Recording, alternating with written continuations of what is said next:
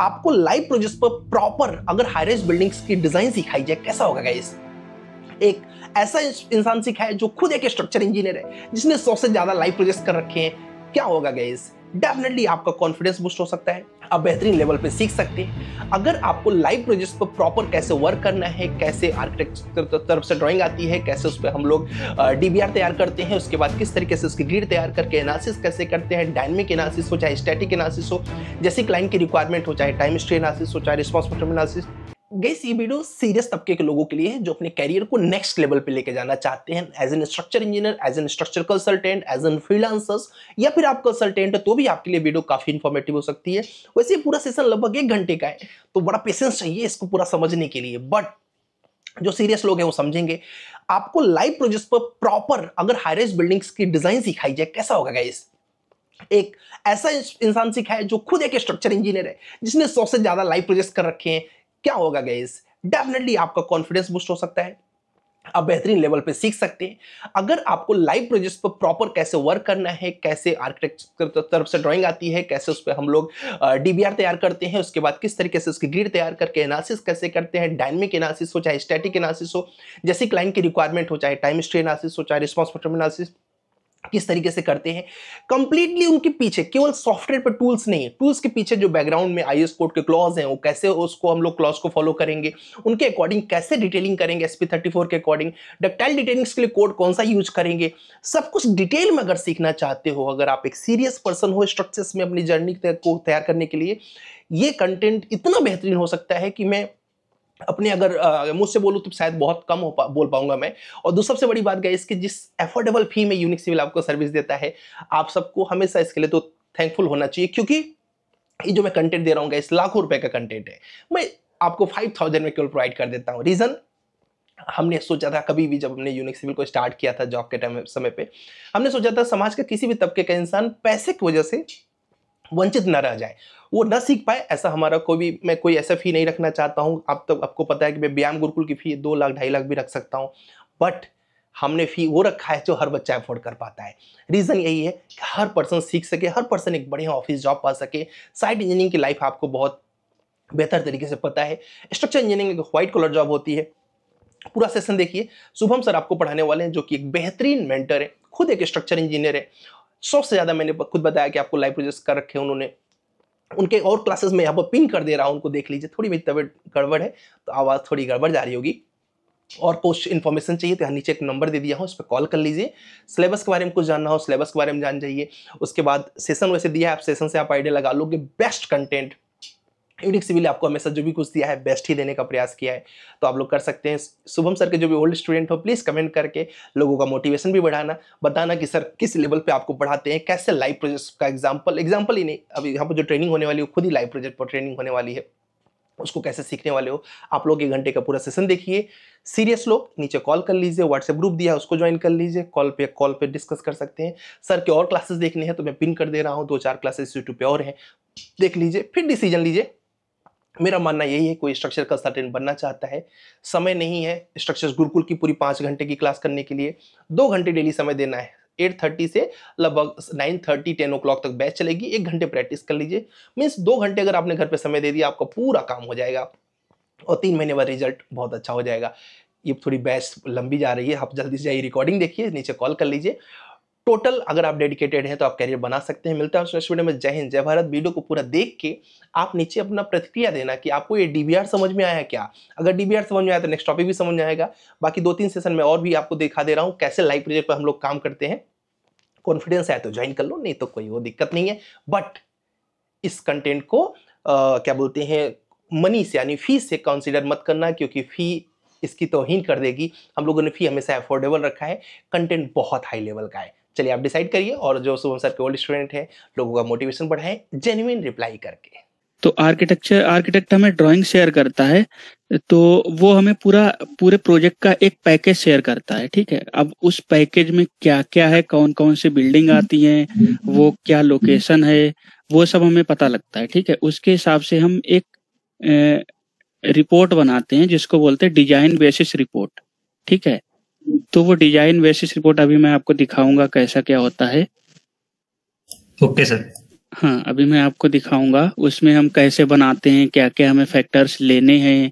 और फिर जब हमारा डिजाइन बेसिस रिपोर्ट बन जाता है, फिर वो जाता है अप्रूवल के लिए डीवीआर। डीवीआर अप्रूवल के लिए, अब जैसे अगर आपका कोई रेलवे स्टेशन का प्रोजेक्ट है तो वो आपका जाएगा रेलवे अथॉरिटी को। जैसे मैं जब साउथ रेलवे मैंने किया था तो साउथ का वहाँ हैदराबाद में सिकंदराबाद है, सिकंदराबाद में उसका हेडक्वार्टर है साउथ सेंट्रल रेलवे का। तो उसका जो भी आपका अप्रूवल होता है वो साउथ सेंट्रल रेलवे देता है। तो आपका डीवीआर बन के वहां पे जाएगा साउथ सेंट्रल रेलवे वालों के पास। वो पूरा चेक करेंगे, उनको अगर कुछ लगेगा कि यहाँ पे हमें नहीं ब्रिक की डेंसिटी इतनी नहीं इतनी लेनी है, या हमें जोन फैक्टर ये नहीं ये कंसिडर करना है, या हमें विंड स्पीड इतनी नहीं ये लेनी है, तो ये सारे जो भी क्राइटेरिया होते हैं ये सारे हम पहले ही फ्रीज कर लेते हैं। क्योंकि एक बार स्ट्रक्चर डिजाइन होने के बाद में अगर हम कुछ चेंजेस करते हैं, देखो अपना स्ट्रक्चर डिजाइन एक ऐसी फील्ड है, उसमें अगर आपने कुछ भी चेंज किया पूरा स्ट्रक्चर डिजाइन होने के बाद, तो आपका सब कुछ चेंज हो जाता है। सब कुछ इन द सेंस, अगर सपोज आपका कहीं पे लोड आपको 2 किलो न्यूटन का लेना था स्लैब पे, और बाद में वो आया ऐसा रिक्वायरमेंट नहीं हमें 3 किलो न्यूटन लेना है, तो अब 3 किलो न्यूटन लोड जब आप स्लैब पे डालेंगे, उसकी वजह से हमारे बीम का रेनफोर्समेंट चेंज हो जाएगा, कॉलम का रेनफोर्समेंट चेंज हो जाएगा, फाउंडेशन का भी रेनफोर्समेंट चेंज हो जाएगा। तो हमारे लिए पूरा एक नए सिरे से नया स्ट्रक्चर डिजाइन करने के तरीके से हमें देखना होगा उसको। मतलब अपडेट हम उसी स्ट्रक्चर में करेंगे, लेकिन वो हमारा पूरा रिवर्क हो जाएगा, पूरा साइकिल हमें रिपीट करना पड़ेगा। इसीलिए डीवीआर बनाया जाता है कि सारे पॉइंट्स हम पहले ही फ्रीज कर लें। वहाँ का मैक्सिमम टेम्परेचर क्या है, मिनिमम टेम्परेचर क्या है, कितना टेम्परेचर लोड लगाएंगे, क्या वहाँ की साइट कंडीशन है, कैसा वहाँ पे वेदर रहता है, क्या क्या कितनी बिल्डिंग आ रही है, कौन कौन सी बिल्डिंग आ रही है, किस बिल्डिंग में हम कितना लोड लेने वाले हैं, कौन कौन से हमें कोड फॉलो कराने हैं, या कौन कौन से हम सॉफ्टवेयर पे काम करेंगे, सॉफ्टवेयर का वर्जन क्या है, कौन कौन से लोड कॉम्बिनेशन लेंगे। तो ये सब चीजें हम डिजाइन स्टार्ट करने से पहले ही फ्रीज कर लेते हैं। तो मैं था, हाँ, आपका साउथ का जो भी होता है वो साउथ सेंट्रल रेलवे करता है, और इधर मैंने नॉर्थ इंडिया के जो रेलवे किए थे वो रेलवे स्टेशन यहाँ RLDA अप्रूवल देता है उस पर। प्लस ये तो देते ही हैं, प्लस आपका जो भी अगर IIT स्टैम्प IIT या NIT को हायर किया जाता है उस पर्टिकुलर प्रोजेक्ट के लिए, मोइज आपका माइक ऑन है, तो किसी IIT या NIT को अप्रूवल के लिए हायर किया जाता है, तो फिर वो IIT के प्रोफेसर के पास भी जाता है, या जो भी आपका प्रोजेक्ट कोऑर्डिनेटर है, जो भी सपोज जहाँ से टेंडर मिला, सपोज रेलवे ने टेंडर निकाला, ठीक है, तो टेंडर जिसको मिला तो वो फिर हायर करेगा, स्ट्रक्चर को भी हायर करेगा, आर्किटेक्ट को भी हायर करेगा, मतलब फिर MEP को भी हायर करेगा, वो कॉन्ट्रैक्ट को भी हायर करेगा। जनरली जो कॉन्ट्रैक्ट होते हैं वही टेंडर लेते हैं, फिर वो सबको हायर करते हैं। स्ट्रक्चर कंपनी को हायर करेंगे, आर्किटेक्चरल जो भी कंपनी होगी उसको हायर करेंगे, फिर MEP का आपका जो मैकेनिकल इलेक्ट्रिकल प्लम्बिंग का काम होता है उसके लिए MEP को हायर करते हैं। तो अलग अलग कई सारे सेगमेंट होते हैं। ऐसा नहीं कि स्ट्रक्चर अगर खाली स्ट्रक्चरल कंसल्टेंट ने डिजाइन करके दे दिया तो आपका कंप्लीट हो गया, ऐसा नहीं होता है। एक प्रोजेक्ट में बहुत सारे फैक्टर काम करते हैं, ठीक है। तो फिर आपका वो NIT IIT वाला अप्रूवल देगा, उसके कुछ कमेंट्स होंगे, वो कहेगा नहीं आप यहाँ पे ये नहीं ये चीज चेंज करिए, ये नहीं ये चीज चेंज करिए। तो इसीलिए डिजाइन रिपोर्ट बनाई जाती है, उसको बोलते हैं शॉर्ट फॉर्म में DVR। ठीक है, तो मैं आपको शेयर कर रहा हूँ, एक बार दिखाता हूँ। हाँ पूछिए सर। जैसे DVR में सर कॉलम और बीम का साइज भी पहले ही डिसाइड कर देते हैं क्या सर? नहीं, कॉलम बीम का साइज नहीं डिसाइड करते, हम केवल मिनिमम साइज हाँ डिसाइड करेंगे कि हम मिनिमम साइज कितना लेंगे। मैक्सिमम तो वो लोड के अकॉर्डिंग डिजाइन पे ही निकल के आएगा आपका कितना साइज आएगा, और वो बाद में निकलता है। हाँ, एक्चुअल तो आपका डिजाइन के बाद ही निकल के आएगा। मिनिमम कुछ क्राइटेरिया हैं कोड के, वो भी आगे में जब आपको पढ़ाऊंगा डिटेल में तो आगे आपको बताएंगे। कुछ IS 456 के क्राइटेरिया हैं, कुछ आपका डक्टाइल डिटेलिंग का कोड है जो IS 13920 है, उसके आपके क्राइटेरिया हैं। तो वो सब क्राइटेरिया लेके उसमें मिनिमम साइज हमें क्या लेना है वो हम DVR में देते हैं। ठीक है, तो मैं आपको दिखाने जा रहा हूँ DVR। मेरा क्वेश्चन है सोम जी आपसे, इसमें क्या हम लोग कॉलम की साइज और फुटिंग की साइज डिसाइड करेंगे ना, मतलब स्ट्रक्चर के अकॉर्डिंग? नहीं, इसमें देखो जो भी आपके साइजेज आएंगे, क्या रेनफोर्समेंट आएगा, वो आपका डिसाइड होगा डिजाइन के बाद, ठीक है। इसमें अच्छा। आपका ऐसा कुछ नहीं आने वाला है क्या हम साइज देंगे बीम के, क्या कॉलम के। हम केवल मिनिमम साइज इसमें कमिट कर सकते हैं कि मिनिमम साइज हमारा ये रहेगा, ठीक है। ठीक है, ठीक है। वो सब साइज आपके एक्चुअल जो साइज आएंगे, एक्चुअल क्या साइज है, क्या उसका रेनफोर्समेंट आएगा, वो आपका डिजाइन के बाद आएगा। ठीक है। तो आपका कुछ इस तरीके से डीवीआर रहता है। सबसे पहले यहाँ पे आपका प्रोजेक्ट नेम रहता है, ठीक है, जो भी आपका प्रोजेक्ट का नाम हो।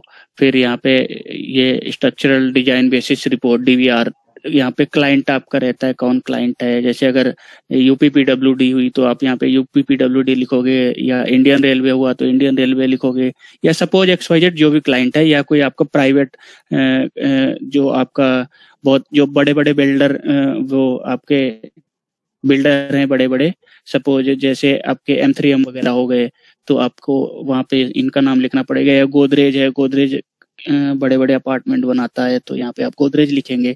उसने कौन सा आर्किटेक्ट हायर किया, ये आर्किटेक्ट का आप यहाँ पे उसकी फर्म का या कंपनी का जो भी होगा वो नाम लिखेंगे।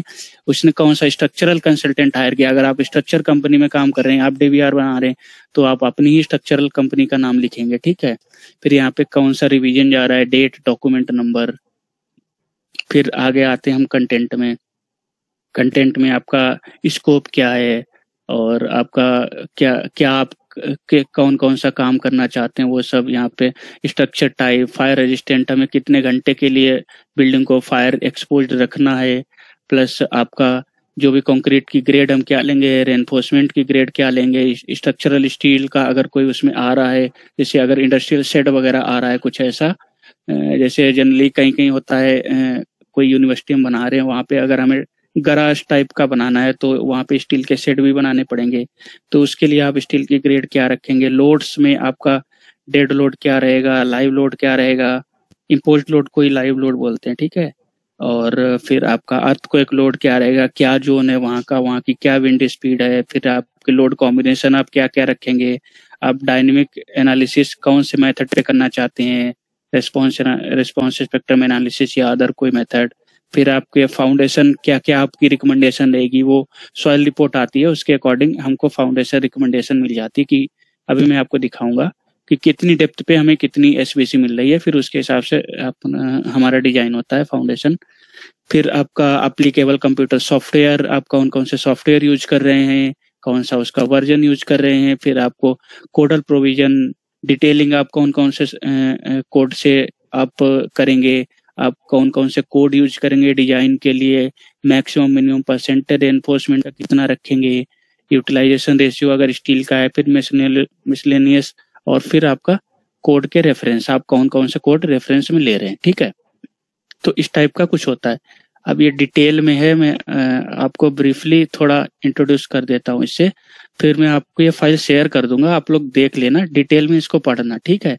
तो आपको आइडिया लगेगा कैसे एक प्रोजेक्ट करते हैं स्टार्टिंग से, ठीक है। तो इसका ये स्कोप एंड पर्पज लिखा है कि ये रिपोर्ट क्या क्या डिस्क्राइब करती है, हमारा क्या क्या है, किस टाइप से हम करेंगे, कौन कौन सा सिस्मिक जोन है, यही सब डिफाइन कर रहा है यहाँ पे। फिर यहाँ पे हम ब्रीफ अबाउट वर्क, इसमें द डिजाइन ऑफ, यहाँ पे प्रोजेक्ट का नाम क्या है, फिर आर्किटेक्ट का नाम क्या है, कौन सा सिस्मिक जोन है वो जिस लोकेशन के लिए आप स्ट्रक्चर डिजाइन कर रहे हैं। फिर आपके उस प्रोजेक्ट के अंदर, जैसे ये एक रेलवे स्टेशन का प्रोजेक्ट था, तो उस रेलवे स्टेशन के अंदर, या अब अगर आपका कोई यूनिवर्सिटी होगी, या अगर आपका कोई सपोज वो आ रहा है, ग्रुप हाउसिंग वगैरह आ रही है, तो उसमें कौन कौन सी बिल्डिंग रहेंगी, कितने फ्लोर की बिल्डिंग है, तो वो सब यहाँ पे मेंशन करना पड़ता है। जैसे यहाँ पे बिल्डिंग है, कोई लेडीज बैरक है, जीआरपी बैरक है, यहाँ पे आपके टाइप 2 टाइप 3 रेजिडेंशियल है, S+7। G+1 का मतलब किसी को पता है, कोई बताएगा? ग्राउंड प्लस फर्स्ट फ्लोर, ठीक है। और S+7 का मतलब क्या है? बेसमेंट ना, बेसमेंट होता तो B होता ना। S का मतलब होता है स्टिल्ट फ्लोर। ग्राउंड फ्लोर ही होता है। हाँ, ग्राउंड पे ही बनता है स्टिल्ट। कहीं कहीं होता है हम ग्राउंड से ऊपर स्टिल्ट बनाते हैं। स्टिल्ट पे क्या होता है, स्टिल्ट पे हम रेजिडेंशियल पर्पस से नहीं बनाते। जैसे ग्राउंड फ्लोर है, अगर उसको हम किसी यूज में भी ले सकते हैं। सपोज उसमें हम ऑफिस बना दिए, या उसमें हम कोई अपना मतलब रहने के लिए टेम्परेरी घर टाइप का भी, जैसे अगर कोई रेजिडेंशियल घर डिजाइन होता है तो ग्राउंड पे भी उसमें रूम रहते हैं, फ्लैट रहते हैं, अपार्टमेंट रहते हैं, ठीक है। तो स्टिल्ट पे क्या होता है, स्टिल्ट को हम रखते हैं जनरली कार पार्किंग के लिए। आपने जो हाई राइज बिल्डिंग देखी होंगी उसमें क्या होता है, जो आपका ग्राउंड लेवल पे जो फ्लोर बना होता है उस पे जनरली आपकी कार पार्किंग ही बनी होती है, या उसके बेसमेंट में और ग्राउंड तक। तो वो बेसमेंट वाला प्लस आपका वो वाला जिसपे आपकी कार पार्किंग वगैरह बनी है, ग्राउंड लेवल पे जो है उसको स्टिल्ट बोलते हैं, ठीक है। और इसमें ये तो रेजिडेंशियल थे, प्लस आपकी ये अलग अलग बिल्डिंग के अलग अलग नाम हो सकते हैं, हर प्रोजेक्ट में अलग अलग होंगे। जैसे ये इस पर्टिकुलर प्रोजेक्ट के नाम थे तो ये इसके अकॉर्डिंग हमने बनाया था। तो आपका टाइप 3, ये भी आपके टाइप 1, टाइप 2, टाइप 3 ये आपके सब रेजिडेंशियल हैं, टाइप 4 भी रेजिडेंशियल है। प्लस आपकी रेलवे स्टेशन की ऑफिस बिल्डिंग है, एक ऑफिस बिल्डिंग 1, ऑफिस बिल्डिंग 2, फिर नॉर्थ साइड रेलवे स्टेशन की बिल्डिंग है, फिर साउथ साइड रेलवे स्टेशन की बिल्डिंग है, प्लस एफओबी है। एफओबी कोई बताएगा एफओबी को क्या बोलते हैं? एफओबी को बोलते हैं फुट ओवर ब्रिज। आपने रेलवे स्टेशन पे देखे होंगे कि रेलवे ट्रैक को क्रॉस करने के लिए आपके फुट ओवर ब्रिज बने होते हैं, जिसपे पैदल चलते हैं लोग। मतलब उस पर गाड़ी वाड़ी हम नहीं ले जा सकते, बस पैदल रेलवे ट्रैक को क्रॉस करने के लिए जो बने होते हैं, ठीक है। तो उसको फुट ओवर ब्रिज बोलते हैं, शॉर्ट फॉर्म में एफओबी ही बोला जाता है, ठीक है। प्लस आपका कॉन्कोर्स आ रहा है, फिर थ्रो रूफ आ रही है, उनका क्या क्या लेवल है, कितने मीटर कितने हाइट पे हैं, तो ये सब आप कहता है। अगर आपका ओएसटी मतलब होता है ओवरहेड टैंक, ओवरहेड टैंक आ रहा है तो आपका वो कितने गैलन्स का या कितने लीटर का आ रहा है, किलो लीटर, वो सब आपको दे दिया जाएगा, ठीक है। फिर उसके बाद हम देखते हैं अब हमारा यहाँ से यहाँ तक आर्किटेक्ट ने हमें दे दिया था, ठीक है। ये चीजें सब कुछ उसने प्रोवाइड करा दी कि भैया हमारे पास इतनी इतनी बिल्डिंग है, इतने इतने फ्लोर की बिल्डिंग है। अब आप देखो आप इसको कैसे डिजाइन करोगे और क्या क्या आप उसमें रिक्वायरमेंट, क्या क्या चीजें आप लेने वाले हैं, ठीक है। तो फिर हम यहाँ पे डिसाइड करते हैं। अब जैसे आरएफपी लेडीज बैरक है तो हम इसको आरसीसी फ्रेम स्ट्रक्चर की तरह डिजाइन करेंगे।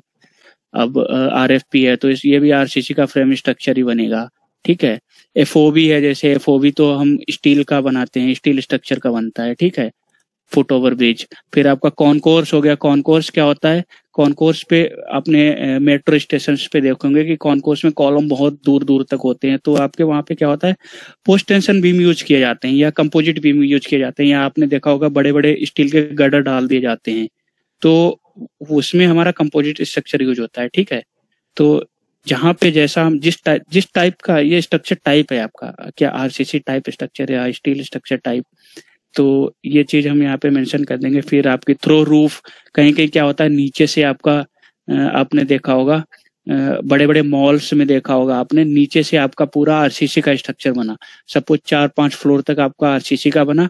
अब उसके ऊपर उन्होंने एक रूफ पूरी स्टील की बना दी फॉर मतलब वो अच्छा लगे दिखने में, ठीक है। क्योंकि आरसीसी में हम लिमिटेड ही शेप दे सकते हैं, स्टील में हम शेप किसी भी टाइप का दे सकते हैं, ठीक है। क्योंकि स्टील हमारा मुड़ने में कहीं पे भी हम उसको काट के वेल्ड कर सकते हैं, बट आरसीसी में तो ऐसा नहीं है, कहीं पे भी हम उसको काट के बीम को लटका देंगे, ऐसा तो नहीं हो पाएगा। तो बहुत सारे हैंगिंग स्ट्रक्चर बन जाते हैं इसमें स्टील में, जो हमें मतलब आर्किटेक्चरल पर्पज से देखने में बहुत अच्छे लगते हैं, अट्रैक्टिव लगते हैं स्ट्रक्चर, तो वो सब आपके स्टील के बनते हैं, ठीक है। फिर आपका ओएसटी ओवरहेड टैंक है, वो भी आरसीसी स्ट्रक्चर है। फिर यहाँ पे हम इनको बोलेंगे कि हम कौन सा कोड यूज करेंगे, तो हमने इंडियन कोड IS 456-2000 यूज किया है, ठीक है, विद लेटेस्ट अमेंडमेंट। अच्छा, कोड कोई भी आता है तो उसमें हर साल कुछ न कुछ, हर 1 साल में या 2 साल में जैसे कुछ चेंज होता है तो उसमें लेटेस्ट कुछ अमेंडमेंट आते रहते हैं, ठीक है। जैसे आपने देखा होगा 456 अगर आप पुराना डाउनलोड करें 2000 वाला, तो 456-2000 में 2000 की ही चीजें लिखी होंगी, प्लस आपके कुछ लेटेस्ट अमेंडमेंट भी आते हैं। जैसे मैं आपको अगर एक कोड खोल के दिखाऊं 456, तो उसमें कुछ न कुछ चेंजेज आते रहते हैं। तो जब भी कोड डाउनलोड करो विद लेटेस्ट अमेंडमेंट वाला डाउनलोड किया करो। ये देखो, जैसे वो 2000 हमारा ये कोड है IS 456 2000 में इशू हुआ, ठीक है, आपको दिख रहा है ना, स्क्रीन शो हो रही सबको? हाँ हो रही है। ठीक है, अब देखो 2000 जैसे 2000 में वो रिलीज हुआ, 2001 में एक अमेंडमेंट आ गया। अमेंडमेंट क्या आ गया कि अभी तक जो भी हम स्लम्प से रिलेटेड है शायद ना, PCC से रिलेटेड है, ये वर्केबिलिटी से रिलेटेड है। वर्केबिलिटी में जो स्लम्प टेस्ट के लिए हमारे जो क्राइटेरिया थे 2000 कोड में 456 2000 में कुछ और थे, लेकिन इन्होंने कहा अब 2001 से ये वाले क्राइटेरिया हमें कंसीडर करने, ठीक है। तो उसमें कुछ कुछ अमेंडमेंट ऐड होते रहते हैं। 2001 में जैसे ही आया, अब देखना और आगे होगा कोई न कोई अमेंडमेंट। ये देखो, ये अमेंडमेंट नंबर 2 ये सितंबर 2005 में आया आपका। ये भी कुछ क्राइटेरिया, ये देखो कह रहा है पेज नंबर 13 पे क्लॉज नंबर, इसमें इस वैल्यू को जो भी वैल्यू हो उसको IS इससे 3812 पार्ट 1 से सब्स्टिट्यूट कर दो, ठीक है।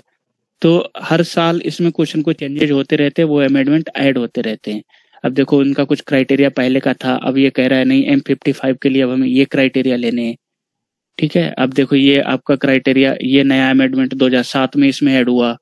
तो ऐसा नहीं है कि हमें 456 नहीं पढ़ना है, प्लस जो अमेंडमेंट हमारे वो थे 2007 में जो लिखा था, मतलब 2000 कोड में जो वो अमेंडमेंट लिखा था उसको हमें इस चीज से अब रिप्लेस करना है, ठीक है। अब उसकी जगह पे हमें ये चीज पढ़नी है, केवल उतनी पर्टिकुलर चीज के लिए। तो इसमें सब कुछ लिखा रहता है, प्लस आपका ये देखो ये भी नहीं है, फिर यहाँ से आपका 456 स्टार्ट हुआ, ठीक है। तो ये आपको 4-5 मैं आपको कोड दे दूंगा और उसमें मैंने कुछ हाईलाइट भी कर रखा है क्या क्या आपको पढ़ना है, वो मैं बताऊंगा अभी डिटेल में, प्लस आप लोग देख लेना एक बार, ठीक, गो थ्रू हो लेना इससे। अब आते हैं हम। सर कोड पूरा आना जरूरी है, मतलब बेसिक नॉलेज मतलब होनी चाहिए? देखो बेसिक नॉलेज होनी चाहिए कोड की, प्लस कोड क्या है, कोड अगर आप पढ़ने बैठोगे तो कभी नहीं पढ़ पाओगे पूरा। अगर आप जैसे पढ़ाई करते हो, जिस हिसाब से एग्जाम की तैयारी करते हो, उस हिसाब से कोड पढ़ने बैठोगे तो नहीं पढ़ पाओगे। कोड को जब यूज में लोगे, अब अगर आपने कोई चीज पढ़ी, उसको आपने किसी प्रोजेक्ट पे इम्प्लीकेट किया, तो आपको फिर समझ में आएगा, फिर वो चीजें आपके दिमाग में घुस जाएंगी, फिर आप नहीं भूलेंगे इतनी जल्दी, ठीक है। तो जनरली ऐसा कोड में तो बहुत सारी चीजें लिखी होती हैं, लेकिन अब हर चीज थोड़ी यूज होती है, फिर जो हमारे मेन चेक होते हैं वो हम यूज करते हैं केवल कोड के। तो वो चीजें मैं आपको बताऊंगा क्लियर कट, ठीक है। फिर फायर रेजिस्टेंस के लिए हमें ये हमारे एक होता है NBC 2016।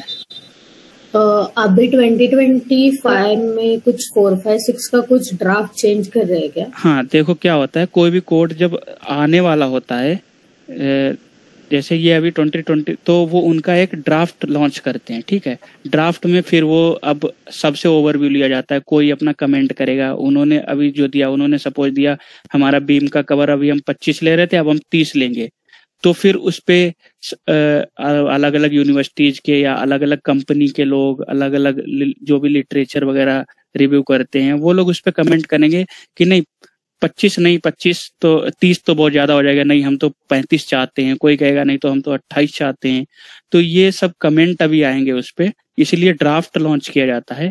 फिर जब सारे कमेंट आ जाएंगे, फिर उसको सबके कमेंट देखे जाएंगे कि मैक्सिमम कमेंट क्या है, फिर उन पे थोड़ा बहुत और रिसर्च किया जाएगा, फिर वो सब कमेंट इम्प्लीमेंट मतलब उसको इनकॉर्पोरेट करके उसके बाद में फिर आपका फाइनल रिलीज किया जाता है कोड, ठीक है। जैसे अभी आपने देखा होगा लास्ट ईयर आपका 1893 2016 जो आपका अर्थक्वेक का कोड है, उसका भी ड्राफ्ट आया था, बट अभी तक वो लॉन्च नहीं हुआ, ड्राफ्ट ही आया है। अभी तक हम शायद 5 जोन पढ़ते थे अर्थक्वेक में, अब उन्होंने 6 या 7 जोन बना दिए हैं टोटल, तो वो ड्राफ्ट इसीलिए रिलीज किया जाता है, ठीक है। अब फायर रेजिस्टेंस में अलग अलग क्राइटेरिया होते हैं, हमें बिल्डिंग कितने घंटे के लिए हमारी एक्सपोज होनी चाहिए, ठीक है। तो वो सब हम, ये हमारा IS 456 की टेबल है, ये उससे पढ़ाएंगे, जब डिटेल में देखेंगे तो पढ़ाएंगे। और फिर हमारा एक होता है NBC 2016 होता है, उसमें हमें एक रेशियो होता है, FAR ratio, floor area ratio. उसके अकॉर्डिंग हमारा बिल्डिंग का टाइप डिसाइड होता है कि हमारा क्या टाइप है, टाइप 1 में आ रही, टाइप 2 में आ रही, वो अलग अलग बिल्डिंग का अलग अलग आता है। फिर हम यहाँ पे देखेंगे, हम बीम का मिनिमम साइज क्या लेंगे, स्लैब हम कितनी थिकनेस की मिनिमम कंसीडर करेंगे, कॉलम को अगर हम किसी फायर रेजिस्टेंस मतलब जहाँ पे आग वाग लगने का ज्यादा खतरा है तो फायर को हम कितना एक्सपोज कराएंगे, ठीक है, कॉलम का साइज क्या रहेगा, और मतलब ये मिनिमम साइज है आपके, ठीक है, फुल्ली एक्सपोज कराएंगे या 50% एक्सपोज कराएंगे, 50% में कितने mm तक एक्सपोज कराएंगे, तो ये सब रहता है। और कॉलम, फिर वॉल को हम कितना एक्सपोज कराएंगे, प्लस फिर हमारा मिनिमम कवर हमने देखो इधर लिख दिया गया एज पर क्लॉज 26 एज 456, ठीक है। फिर आगे आते हैं हम कंक्रीट, वो उसका ग्रेड वगैरह क्या लेंगे, इधर हम नॉमिनल कवर, बार साइज, कोरोजन प्रोटेक्शन के लिए हम क्या क्या चीजें लेंगे। सपोज अब ऐसा तो है नहीं बिल्डिंग बन गई, हमने 50 साल के लिए डिजाइन कर दी और हमने सरिया मार्केट से लेके डायरेक्ट लगा दिया, उसमें कुछ कोरोजन प्रोटेक्शन के लिए कुछ किया ही नहीं, तो सरिया में तो आगे जंग भी लग सकता है अगर वो बाहर एयर में एक्सपोज्ड रही तो, है ना, तो वो सब प्रोटेक्शन लेके चलने पड़ते हैं हमको। फिर हम इधर देखते हैं नॉमिनल कवर हम कितना कितना कंसीडर करेंगे, ये सब लिखते हैं। कॉलम के लिए हम कितना लेंगे, फुटिंग के लिए कितना लेंगे, अगर हमारी राफ्ट फाउंडेशन आ रही है तो हम उसके लिए कितना कवर कंसीडर करेंगे। फिर ये हमारे कुछ क्राइटेरिया हैं कि अगर हमारा फायर में अगर हमारी बिल्डिंग है तो हम उसका कितना कितना हम इसमें कवर लेंगे, ठीक है, ये सब आपको एस कोड में मिल जाएगा। फिर हम देते हैं हम मिनिमम ग्रेड कितना यूज करेंगे, अगर हम फाउंडेशन के लिए यूज करेंगे तो कितना यूज करेंगे, आरसीसी जो हमारा फ्रेम बनेगा, बीम, कॉलम, स्लैब या रिटेनिंग वॉल वगैरह बनेंगी, उनके लिए हम कितना ग्रेड कंक्रीट का यूज करेंगे, ठीक है। तो ये सब आपका डीवीआर में पहले ही फ्रीज हो जाता है, क्योंकि स्ट्रक्चर एक बार डिजाइन होने के बाद अगर आपने सपोज M30 पे डिजाइन कर दिया या M25 पे डिजाइन कर दिया, फिर बाद में उन्होंने बोला नहीं अब तो इसका ग्रेड चेंज कर दो, तो फिर आपके लिए पूरी रिवर्किंग हो जाएगी, वो एडिशनल वर्क हो जाएगा। प्लस फिर क्या होता है, अलग अलग कंपनी का अलग अलग कॉन्ट्रैक्ट होता है, वो कहती हैं कि हम एक बार ही स्ट्रक्चर डिजाइन करेंगे, फिर उसमें आपके जो भी कमेंट्स रहेंगे वो हम इनकॉर्पोरेट करेंगे, हम उसमें स्ट्रक्चर से डिजाइन से रिलेटेड कोई भी चेंजेस नहीं करेंगे। या कुछ कंपनी का ये रहता है कि वो कहते हैं ठीक है अगर आपका एक बार या 2 बार हम डिजाइन से रिलेटेड चेंज कर देंगे, पहली बार आपने ये हमें पैरामीटर दिया फिर आप कहते हो इस पे कर दे, तो मैक्सिमम वो 2 बार हो सकता है। तो अलग अलग कंपनी प्रोजेक्ट लेने से पहले अपना अपना डिसाइड करती है, अपने कुछ वो टर्म्स एंड कंडीशन देती है कि हमें कैसे करना है, ठीक है। तो यहाँ पे आपका ग्रेड का हो गया। फिर हम आएंगे इधर रेनफोर्समेंट के लिए, रेनफोर्समेंट हम कितने मतलब क्या ग्रेड देंगे, हम FE 500 देंगे या FE 550 देंगे। अच्छा, TMT के बारे में किसी को पता है TMT क्या होता है? TMT बार आपने सुना होगा मार्केट में, क्या होता है इसका फुल फॉर्म क्या होता है? Thermomechanically treated. Thermomechanically treated, good. तो इसको क्या बनाने का क्या पर्पस था? पहले जैसे जो हम माइल्ड स्टील यूज करते थे वो भी तो हम यूज कर सकते थे, या HYST भी, पहले HYST भी यूज करते हैं, HYST ही यूज करते हैं डिफॉर्म बार। तो TMT बनाने का क्या रीजन रहा, क्यों बना, ये क्या रीजन है, किसी को पता है? सर स्ट्रेंथ भी ज्यादा और डक्टाइल भी होता है ये, इसलिए शायद तक। हाँ, डक्टाइल तो होता ही है, प्लस बनाया क्यों हमने, ये इसके क्या प्रॉपर्टी होती है अंदर, कैसा क्या होता है? देखो TMT जो मटेरियल होता है ना, वो उसमें 2 कोर होते हैं, ठीक है। एक आपका जो अंदर का कोर मटेरियल होता है वो आपका सॉफ्ट मटेरियल होता है, ठीक है। अगर मैं यहाँ पे बात करूं, जस्ट एक मिनट,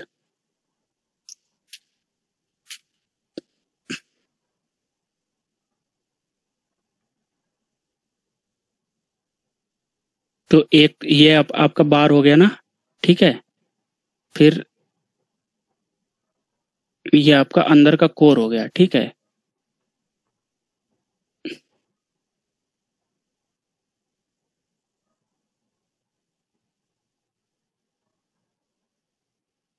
और ये इधर, ये आपका, इसमें क्या होता है, इसमें ये अंदर वाला आपका दूसरा मटेरियल रहता है, ठीक है।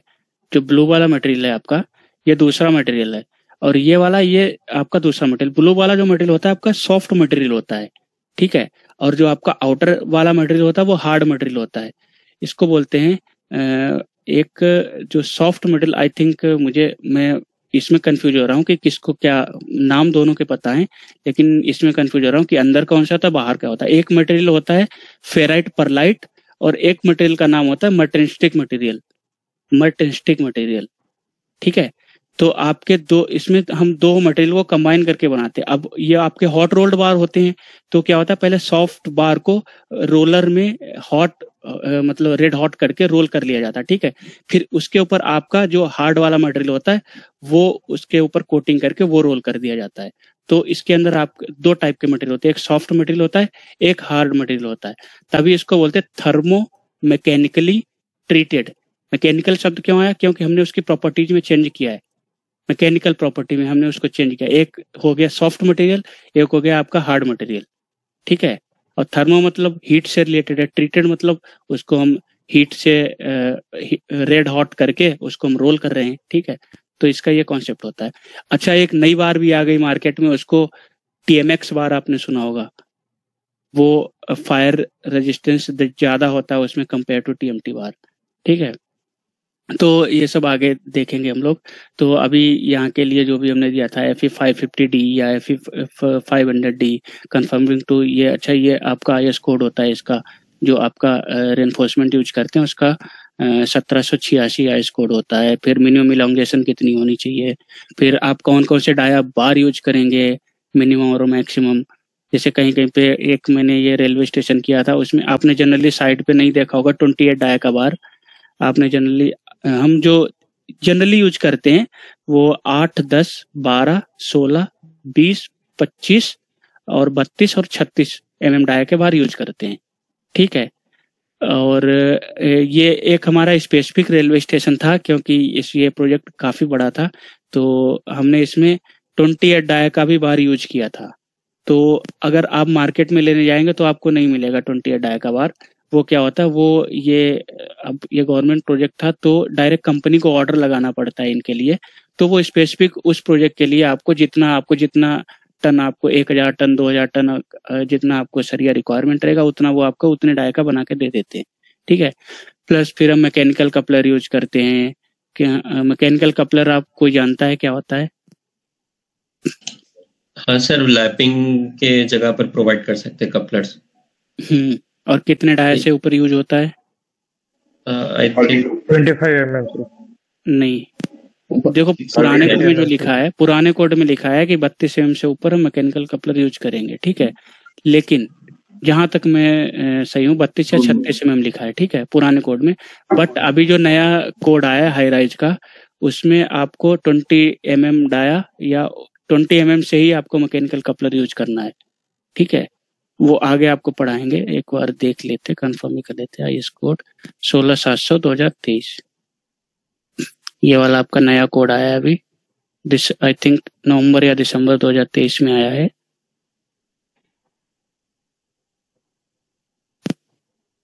ये देखो, when diameter of bars is 20 mm or higher, mechanical coupler as per IS 16172 shall be used to extend bar, ठीक है। तो अब क्या हो गया, सपोज अगर हाई राइज की कैटेगरी में जा रही बिल्डिंग यूज करना पड़ेगा 20 mm की। अगर हाई राइज की कैटेगरी में है, वो हाई राइज का कोड है, वो हाई राइज का कोड है। अगर आपका 50 मीटर से ऊंची बिल्डिंग है तो आप फिर 20 या 20 से ऊपर ही आप मैकेनिकल कपलर यूज करेंगे, नहीं तो आप 25 और 32 तक जा सकते हैं लैपिंग में, ठीक है। ओके। फिर आपका अब ये आपका RCC वाला हो गया, हमने क्या क्या कवर देने, क्या क्या ग्रेड लेनी है। अब उसके बाद आता है स्ट्रक्चरल स्टील। स्टील में हम क्या ग्रेड लेंगे, फिर हम कौन कौन सा हम IS कोड फॉलो कराएंगे, फिर हम कनेक्शन प्लेट अगर हमारा है तो उसके लिए कौन सी ग्रेड लेंगे, बोल्ट है हमारा तो उसका कौन सा ग्रेड रहेगा, अगर हमारा नट है तो उसका क्या क्लास रहेगा, फिर वॉशर है, वॉशर को हमें कौन कौन से IS कोड से चेक करना है, एंकर रॉड है या एंकर बोल्ट्स हैं तो वो क्या ग्रेड के रहेंगे, फिर हमारा वेल्डिंग है, हमारी किस टाइप की वेल्डिंग रहेगी, तो ये सब इसमें आता है। फिर आपका फायर प्रोटेक्शन जो भी आता है वो इनकी जो NBC 2016 है उसकी गाइडलाइन के अकॉर्डिंग आता है, ठीक है।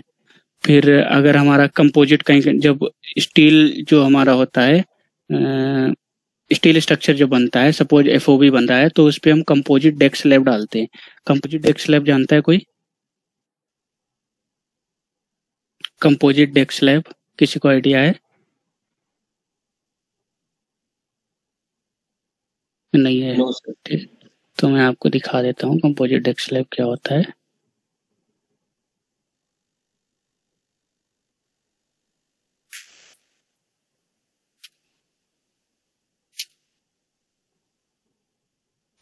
कंपोजिट डेक स्लैब में आपने देखा होगा कि आपकी ब्रिज, आपने देखा होगा जनरली रेलवे में जो ब्रिज बना होता है, आपने देखा होगा ब्रिज तो आपका स्टील का बना है, लेकिन ऊपर जो फ्लोर है आपका वो कंक्रीट का दिख रहा है, देखा होगा जनरली आपने। तो उसमें क्या होता है, आपका जो भी वो होता है, बीम पड़ते हैं ब्रिज में, जो आपका फ्रेम बनता है, फ्रेम में जो आपके बीम होते हैं, जैसे आपको ये बीम दिख रहा होगा, ये बीम दिख रहा होगा, ठीक है। इन दोनों बीम के बीच में हमारी एक वो आती है, डेक शीट आती है, ठीक है। डेक शीट डाली जाती है, इसमें कुछ रेनफोर्समेंट पड़ती है नॉमिनल सी, इसमें स्ट्रट्स होते हैं, ठीक है। तो स्ट्रट्स के बीच में ये हमारे टाई करके ये रेनफोर्समेंट लगाई जाती है, ठीक है। और वो हमारा उससे कस दिया जाता है, जो भी हमारा नीचे जो भी मेंबर आ रहा है। सपोज देखिए आप, ये देखिए, ये हमारी, अगर मैं इस इमेज को ओपन करूं, ये देखिए नीचे से आपकी बीम पास हो रही है, ठीक है। और ये आपकी जो भी डेक है, डेक शीट है, इसको हमने स्क्रू कर दिया। ये अलग अलग कंपनी की अलग अलग लोड के अकॉर्डिंग आती है कि पर किलो न्यूटन पर मीटर स्क्वायर हमारा इतना किलो न्यूटन पर मीटर स्क्वायर का लोड आ रहा है। तो उसके अकॉर्डिंग वो, जैसे आपके JSW है या टाटा स्टील है, ये आपके अलग अलग अपने क्या उसको बोलते हैं, मैनुअल रिलीज करते हैं अलग अलग थिकनेस के लोड के हिसाब से। तो वो लोड की तो हमें टेंशन नहीं है, जो भी हमारा लोड आएगा उसके अकॉर्डिंग हम उनसे परचेज कर लेंगे। फिर इसको बिछा के जो भी आपके बीम आएंगे उससे आपको ये स्क्रू कर दी जाती है। स्क्रू करने के बाद इसमें आपकी रेनफोर्समेंट लगा के उसके ऊपर आपकी कंक्रीटिंग कर दी जाती है। तो आप भी जितने भी आप रेलवे के ब्रिज देखते होंगे अभी के, उनमें देखते होंगे आप कंक्रीट का ही फ्लोर आपको दिखता होगा, और नीचे से स्ट्रक्चर आपका पूरा स्टील का बना है। तो वो आपकी कंपोजिट डेक स्लैब होती है, ठीक है, क्योंकि उसमें स्टील और RCC दोनों आ रहा है, तो वो आपका कंपोजिट बन गया, ठीक। तो इसका कंपोजिट डेक स्लैब का हो गया। कंपोजिट डेक स्लैब हम कहाँ कहाँ पे देंगे, ये सब प्रोजेक्ट में डिसाइड होता है, वो बताते हैं, हम अपने से भेजते हैं कि हम कहाँ कहाँ पे देंगे। फिर हम मटेरियल के लिए हम क्या क्या यूज कर रहे हैं, हम अगर हमारा स्टील है, स्टील के लिए हम मॉड्यूलस ऑफ वेलोसिटी क्या लेंगे, कंक्रीट के लिए हम क्या लेंगे, फिर हम जो हमारी कंप्रेसिव स्ट्रेंथ रहेगी वो हम कितने दिन पे ले रहे हैं। सपोज M20 है तो हम 28 दिन की कंप्रेसिव स्ट्रेंथ लेंगे, ठीक है। Characteristic compressive strength. अच्छा, एक कंप्रेसिव स्ट्रेंथ होता है, एक होता है characteristic compressive strength. Characteristic compressive strength किसी को पता है क्या होता है? सर RC की या स्टील की? स्टील की कहाँ होती करेक्टरिस्टिक कंप्रेसिव स्ट्रेंथ? RCC की मतलब M25 वही तो होती है सर। M25 हो जैसे M30 हो तो वही कंप्रेसिव स्ट्रेंथ है? नहीं, देखिए मैं आपको कोड दिखाता हूँ, 456 में क्लियर लिखा है।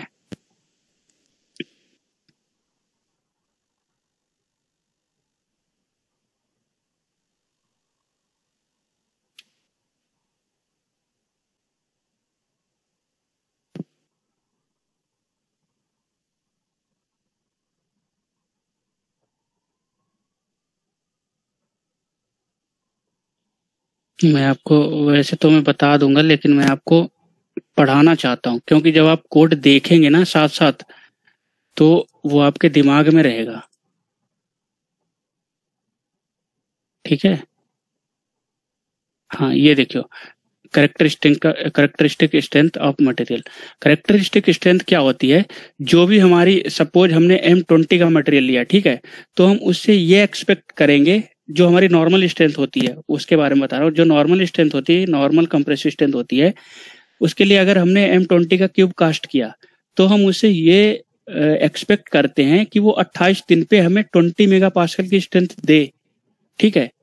लेकिन करेक्टरिस्टिक स्ट्रेंथ क्या कहता है, वो कहता है कि 20 मेगापास्कल तो देगा ही, ठीक है, लेकिन उससे 5% कम नहीं देगा।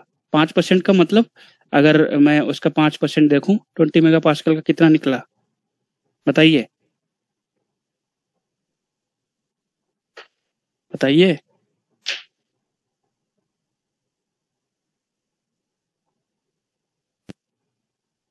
कितना हो गया? अरे एक ही तो हो गया 1 मेगा पास्कल। 5% अगर देखोगे 20 का।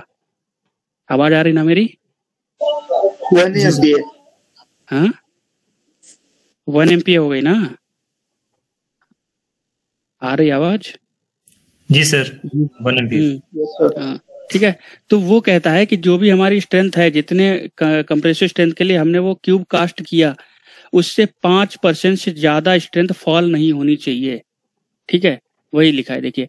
The term characteristic strength means that value of the strength of material below which not more than 5% of the test results are expected to fall.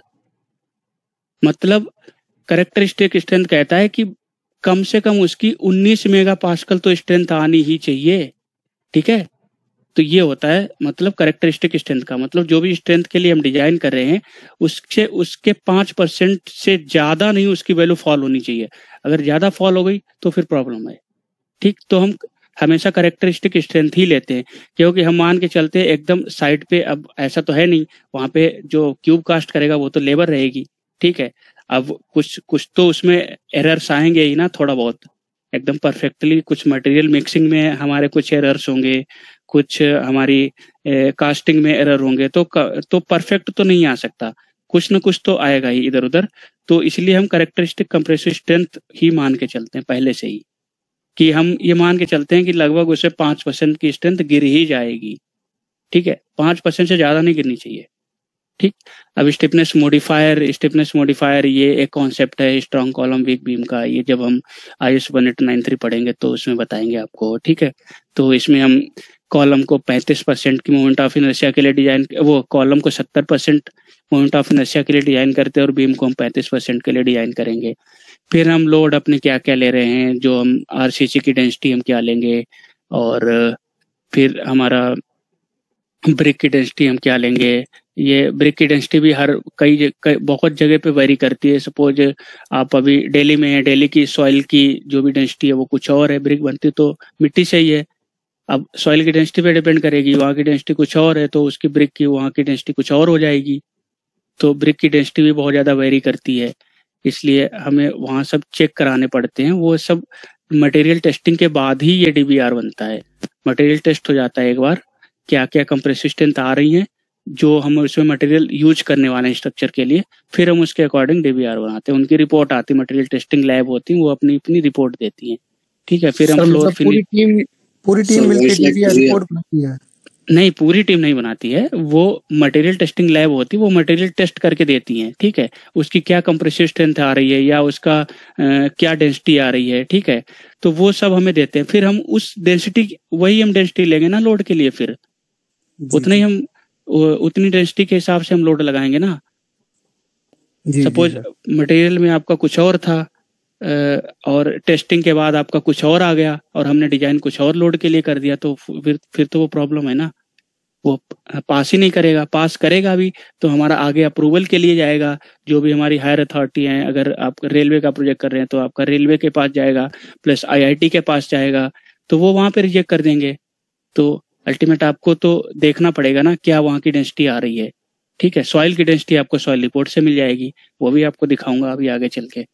ठीक है, तो आपका फ्लोर फिनिश वगैरह आप कितना ले रहे हैं, कितने हर फ्लोर पे कितने थिकनेस का आप फ्लोर फिनिश डाल रहे हैं, कौन कौन से कितने। जनरली हम टिपिकल फ्लोर जो होते हैं उन पे जनरली लेते हैं 50 से 75 mm का, और जो आपके टेरेस लेवल जो मतलब एक्सपोज टू एयर रहते हैं, जो ओपन टेरेस होते हैं, उन पे जनरली 100 mm का लेते हैं। ठीक है, क्योंकि उन पे हमें वाटर प्रूफिंग वगैरह भी करना होता है, इसलिए उसकी थिकनेस थोड़ी बढ़ जाती है। और फिर संक कोई जानता है संक क्या होता है? हाँ सर, संकन स्लैब डेप्थ थोड़ी ज्यादा रहती है नॉर्मल स्लैब से, उसकी कम रहती है। बीम के बॉटम से चालू करते हैं स्लैब और ऊपर। हाँ, बीम के बॉटम से चालू करते हैं। उस जो उसका लेवल होता है ना, उसका लेवल नीचे रहता है। आपका जो जनरली फ्लोर लेवल होता है, फ्लोर लेवल से नीचे रहता है। जनरली ये आपके टॉयलेट या आपके जो भी किचन होते हैं इनमें बनाया जाता है, क्योंकि आपके टॉयलेट्स में जो आपके सैनिटरी लगेगी उसमें कुछ पाइप्स वगैरह निकलेंगे। ठीक है, तो पाइप वगैरह निकलने के लिए अगर वो आप उसी सेम लेवल पे कास्ट कर देंगे तो फिर आपको टॉयलेट का लेवल आपको उठाना पड़ेगा फ्लोर लेवल से ऊपर। क्योंकि पाइप को मुड़ने के लिए कुछ न कुछ स्पेस चाहिए होता है, ठीक है। तो फिर अब वो आपका अच्छा नहीं लगेगा। आप गेट खोलेंगे, ऊपर आपका सीट रखी है, तो वो अच्छा नहीं लगता है। तो उसके लिए ये सोल्यूशन निकाला गया कि भैया हम इस जो पर्टिकुलर फ्लोर है उसके लेवल को ही हम डाउन कर देंगे, ठीक है।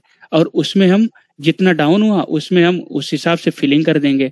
फिलिंग किसकी होती है? फिलिंग कहीं कहीं पे आपकी नॉर्मली मिट्टी की जो सॉइल फिलिंग हो जाती है, नहीं तो आपके लाइट वेट मटेरियल आते हैं। लाइट वेट मटेरियल जैसे आपका एएसी ब्लॉक हो गया, उसको तोड़ के भर दिया जाता है, या आपका फिर हो गया ब्रिक व्रिक को तोड़ के भर दिया जाता है। नहीं तो आपकी जो मूरम वगैरह होती है और जो डस्ट वगैरह होती है, उनका एक लाइट वेट मटेरियल का एक मिक्सचर तैयार किया जाता है, उसको फिल कर देते हैं। क्योंकि अल्टीमेट उस पर बहुत ज्यादा लोड आने वाला नहीं, टॉयलेट एरिया है, ठीक है, कोई उसमें रहेगा नहीं, बस यूज करेगा निकल आएगा। तो उसमें हम लाइट वेट मटेरियल भी यूज कर लेते हैं, ठीक। तो उनकी सबकी हम डेंसिटी क्या ले रहे हैं वो सब देखेंगे। फिर हमारे कुछ सर्विस लोड होते हैं। सर्विस लोड जैसे आपका आपने फ्लोर तो डिजाइन कर दिया 2 किलोन्यूटन पर मीटर स्क्वायर के हिसाब से, जो हमारा आईएस कोड कहता है, अगर रेजिडेंशियल बिल्डिंग है तो। फिर अब ऐसा तो है नहीं उसमें आप पंखा नहीं लगाओगे, या आप उसमें लाइट नहीं लगाओगे, या उसमें आप फॉल सीलिंग नहीं कराओगे, तो फिर उसका एडिशनल लोड ऐड होगा, क्योंकि अल्टीमेट आएगा तो वो स्लैब पे ही हैंग होगा। तो उसके लिए जनरली जो भी अभी तक मतलब प्रैक्टिकली देखा गया है, तो लगभग 0.3 या 0.4 किलोन्यूटन के अप्रॉक्स आता है किलोमीटर पर मीटर स्क्वायर। तो लगभग उसको हम 0.5 किलोमीटर पर मीटर स्क्वायर कंसीडर कर लेते हैं। आधा किलोमीटर का हम लोड कंसीडर करके चलते हैं कि ये यहाँ से इसकी डक्टिंग भी पास होगी, या एसी के वेंट लगेंगे, या इनका फॉल सीलिंग होगा, उस पर जो लाइट्स वगैरह हैंग करेंगी। तो उसके लिए हम इसको सर्विस लोड बोलते हैं, ठीक है। Fall ceiling and service load वो इतना ले लेते हैं, ठीक है।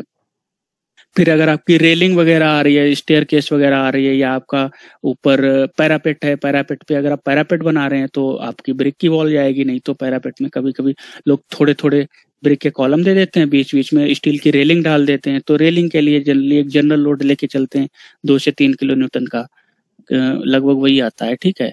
फिर हमारी एवरेज अगर कोई ऐसी रूफ है उसकी क्या, ये अलग, ये मतलब ऐसा फिक्स नहीं है कि हम इतने लेके चलेंगे।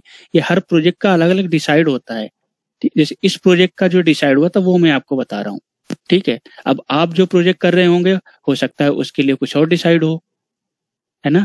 ये डिसाइड कैसा होता है? मतलब जैसे डेंसिटी वगैरह कॉन्ट्रैक्टर के थ्रू हमें मालूम होती है? हाँ, कॉन्ट्रैक्टर क्या यूज करेगा उसके थ्रू पता चलता है। फिर हमारा जो डीवीआर जाता है, जो इसका क्लाइंट है इंडियन रेलवे के पास जाता है, रेलवे देखेगा, वो बताएगा नहीं भाई हम तो ये नहीं ये यूज करेंगे, तो फिर आपको उसके अकॉर्डिंग मॉडिफाई करना पड़ेगा। फिर आपका जो भी प्रूफ चेकर जाएगा, जिसके पास स्ट्रक्चर जो आपका चेक करेगा, वो कुछ कमेंट करा है, वो कहेगा नहीं हम तो ये रखना चाहते हैं। तो फिर आपकी ग्रुप डिस्कशन मतलब पूरी मीटिंग होती है, उसमें आपके आईआईटी वाले भी रहेंगे, रेलवे वाले भी रहेंगे, और जो आपकी जो भी अथॉरिटी रहेंगे, आपका कॉन्ट्रैक्टर भी रहेगा, आर्किटेक्ट भी रहेगा, स्ट्रक्चरल कंसल्टेंट भी रहेगा, एमईपी वाला भी रहेगा। ग्रुप मीटिंग होती है मतलब 20-25 लोगों की। तो उसमें सब कुछ ये फ्रीज हो जाता है कि हम ये चीजें यूज करेंगे। सर ये बड़े प्रोजेक्ट में होता है ना, जैसे मीटिंग और? हाँ, बड़े प्रोजेक्ट में ही होता है। हम बड़े प्रोजेक्ट आपको कराएंगे, ठीक है, आपको बड़े लेवल पे ले जाएंगे, 0 से हीरो वाला, ठीक है। जब बड़े कर लेंगे तो छोटे छोटे तो आप चुटकियों में निकाल देंगे, समझे? जी सर। यही प्रोजेक्ट देख लीजिए, इसमें आपकी कितनी बिल्डिंग है। ये प्रोजेक्ट लगभग 2 साल से चल रहा है, अभी चल ही रहा है। 16 बिल्डिंगें ये हैं इसमें, ठीक है। और रेलवे ये आप, हाँ, रेलवे स्टेशन है ये आपकी। और ये जो आपकी साउथ साइड स्टेशन बिल्डिंग है ना, ये आपकी 300-300 मीटर लंबी बिल्डिंगें हैं। ऐसा मत समझना ये छोटी छोटी बिल्डिंग है। आपकी 300 मीटर लंबी एक बिल्डिंग है, ठीक है, कोई 400 मीटर लंबी है, कोई आपकी 600 मीटर लंबी बिल्डिंग है। तो ऐसे ऐसी ये बिल्डिंग है, काफी बड़ी बड़ी बिल्डिंग है ये एरिया वाइज। सर इतनी लंबी बिल्डिंग में फिर एक्सपेंशन जॉइंट होंगे? बिल्कुल डालते हैं एक्सपेंशन जॉइंट आएंगे, ठीक है। वो कितने मीटर पे होते हैं सर? वो जनरली हम एज्यूम करके चलते 45 मीटर पे डालेंगे। फिर अलग अलग कहीं पे अगर सपोज 50 मीटर हो रहा है तो 5 मीटर के लिए थोड़ी डालेंगे, तो हम उसमें एक श्रिंकेज स्ट्रिप आती है, श्रिंकेज स्ट्रिप दे देते हैं। उसका भी आगे कॉन्सेप्ट आपको पढ़ाएंगे क्या होता है श्रिंकेज स्ट्रिप, और टेम्परेचर लोड कैसे लगाते हैं। उसके लिए हम टेम्परेचर के लिए डिजाइन कर देते हैं उस फ्रेम को। तो वो ऑटोमेटिक अपना जो भी एक्सपेंशन और कॉन्ट्रैक्शन होना होता है वो उस स्ट्रेस के लिए डिजाइन है, तो उस स्ट्रेस पे उसमें कुछ क्रैक्स आएंगे ही नहीं, ठीक है। सर जैसे इतनी बड़ी बिल्डिंग है तो मतलब कुछ बंदे मिलकर डिजाइन करते हैं या कोई पर्टिकुलर एक बंदा होता है, कितने बंदे? टीम होती है पूरी आपकी टीम को मिलता है प्रोजेक्ट।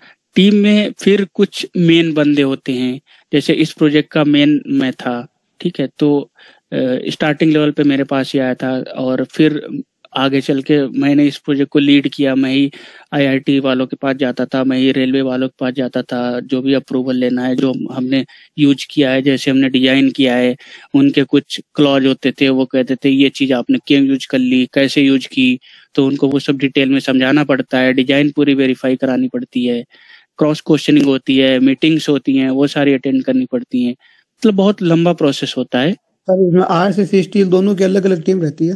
बिल्कुल। आरसीसी के लिए आरसीसी का बंदा जाएगा, स्टील के लिए स्टील वाला बंदा जाएगा, ठीक है। फिर हम इधर आ जाते हैं नीचे। फिर हमारा क्या अर्थक्वेक और विंड अर्थक्वेक का मैप है ये। इसमें आपके जोन दिख रहे हैं, आपके कौन कौन से अर्थक्वेक के जोन है, सिस्मिक जोन। आपके 5 जोन है टोटल, ठीक है। मतलब पहले आपके 5 जोन थे, बट अभी नाम आपके 5 जोन तक हैं, बट एक्चुअल में जोन आपके 4 ही हैं, क्योंकि अब फर्स्ट और सेकंड को मर्ज कर दिया गया है। तो आपका जो 1893/2016 आया था उसमें आपको फर्स्ट और सेकंड जोन को मर्ज कर दिया गया। तो फर्स्ट और सेकंड जोन जो होता है उसको जोन सेकंड नाम से ही जानते हैं, ठीक है। तो जोन सेकंड से ही एक्चुअल में स्टार्ट होता है। जोन सेकंड, थर्ड, फोर्थ और फिफ्थ 5 जोन आपके होते हैं, ठीक है। अब ये आपको कोड में भी मिल जाएगा कौन कौन से आपके कहाँ कहाँ पे। जैसे अगर मैं कोड दिखाऊं आपको IS 1893/2016, तो इसमें ये आपको लास्ट में मिल जाएगा कहाँ कहाँ के लिए कौन कौन सा जोन है, किस एरिया के लिए।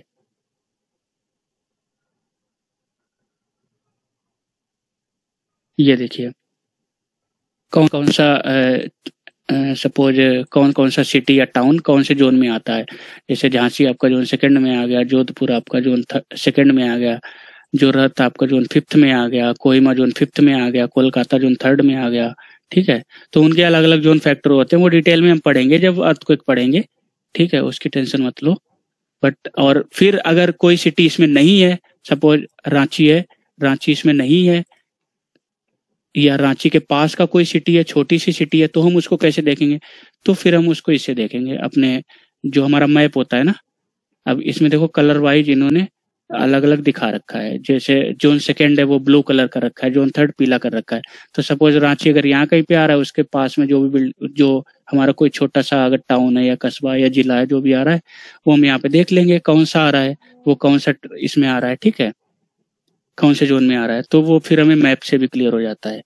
फिर यहाँ पे हम जोन अर्थक्वेक के लिए क्या क्या फैक्टर लेने वाले हैं, इंपॉर्टेंस फैक्टर क्या लेंगे, स्ट्रक्चर क्या रहेगा, रेस्पॉन्स रिडक्शन क्या लेंगे, सॉइल टाइप क्या रहेगा, टाइम पीरियड कैसे निकालेंगे, कौन सा फॉर्मूला यूज करेंगे, वो सब हम डिटेल में जब कोड पढ़ेंगे इसका तब पढ़ेंगे, ठीक है।